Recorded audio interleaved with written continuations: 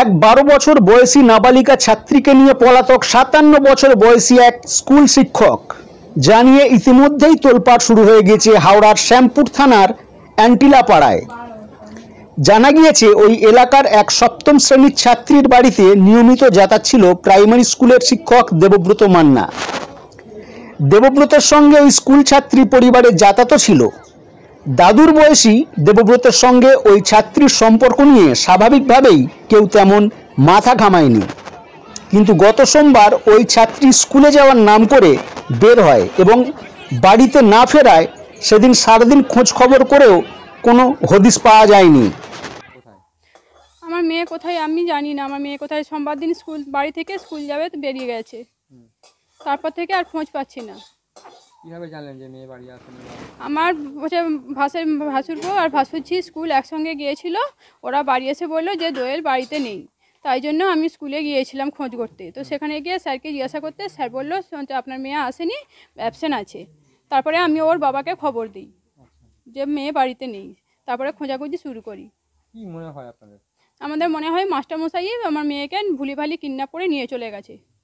কিন্তু মাস্টারমশাই তো বয়স অনেকখানি আমার মেয়ে ওখানে টিউশন পড়তে যেত, ওখানকার পাশাপাশি যে সমস্ত ছাত্রছাত্রীরা বসতো সবাই ওকে সবাই বলেছিল যে মাস্টারমশাই ভালো ব্যবহার করেনি ওর সাথে। তখন আমি মাস্টারমশাইকে বলেছিলাম যে মাস্টারমশাই এসব কি শুনতে পাচ্ছি। তখন মাস্টারমশাই বলেছিলেন যে আমার সঙ্গে একটা শিক্ষক আর ছাত্রীর সম্পর্ক, আমি অন্য কিছু করতেই পারি না, এসব গুজব বলতে আমি চেপে যাই আর আমার গিয়ে মেয়েকে আমি ওখান থেকে ছাড়িয়ে নিই। তারপরে রাস্তাঘাটে ওকে বিরক্ত করতো, ও এসে বাড়িতে বলতো, তখন আবার আমি মাস্টারমশাইকে বলি, মাস্টারমশাই শুধু বলে যে না আমার ছাত্রীর আর শিক্ষকের পরিচয়, আর অন্য কিছু পরিচয় নেই। এইভাবে চলতে থাকতে আমার মেয়েকে আমি বাপের বাড়ি পাঠিয়ে দেবো সিদ্ধান্ত নিয়েছি। তারপরেই ও পালিয়ে যায় সোমবার দিনকে।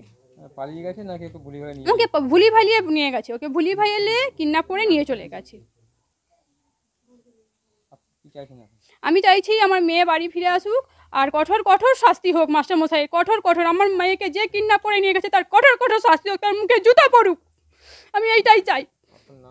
আমার নাম মীনাক্ষী পড়ে, আমি ওর মা। ফলে স্বাভাবিকভাবেই শ্যামপুর থানায় লিখিত অভিযোগ দায়ের করে ছাত্রীর পরিবার। ছাত্রীকে ফুঁসলিয়ে নিয়ে গিয়েছে দেবব্রত, এমনটাই অভিযোগ দায়ের করেছে পরিবারের লোকজন।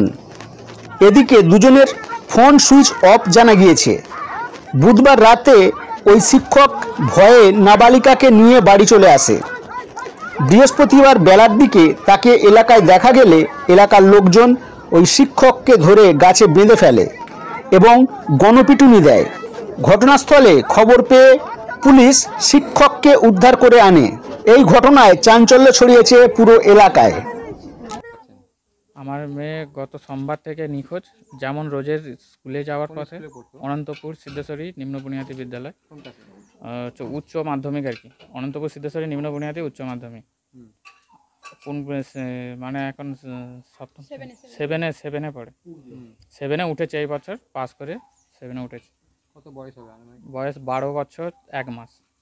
তারপরে সোমবার দিন স্কুলে গেছিল মেয়ে? হ্যাঁ, রোজের যেমন স্কুল যায় তেমন সোমবার দিন বেরিয়েছিল 10:30 নাগাদ, ঠিক আছে। আর ভাইজি আর ভাইপো ছিল ওর সঙ্গে, ওরা 3 জন একসঙ্গে বেরিয়েছিল।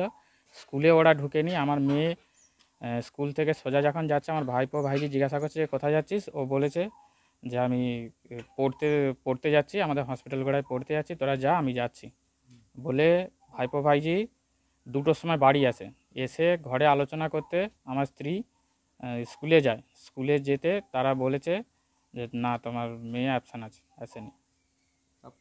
তারপরে আমাদের হচ্ছে যে মাস্টারমশাইকে হ্যাঁ চারধারে খুঁজাখুঁজি করছি, পাইনি। ওয়েট করেছিলাম 5টার সময় করে মাস্টারমশাইকে, আমার সন্দেহ হতে মাস্টারমশাইকে ফোন করেছিলাম, মাস্টারমশাই তুলেনি। মাস্টারমশাই বাড়িতে করেছিলাম, বাড়িও তুলেনি। তখনই আমার সন্দেহ হয়।